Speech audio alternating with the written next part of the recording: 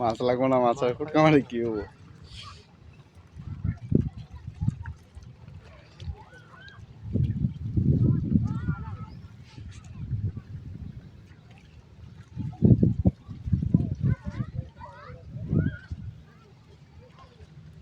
বড় ভাই কতগুলো মাছ মারছেন? দিয়ে একটু দিয়ে থলে একটু দেখান তো দিয়ে, মানে যে কয়টা আমার একটু জাস্ট খালি একটু দেখার জন্য আর কি।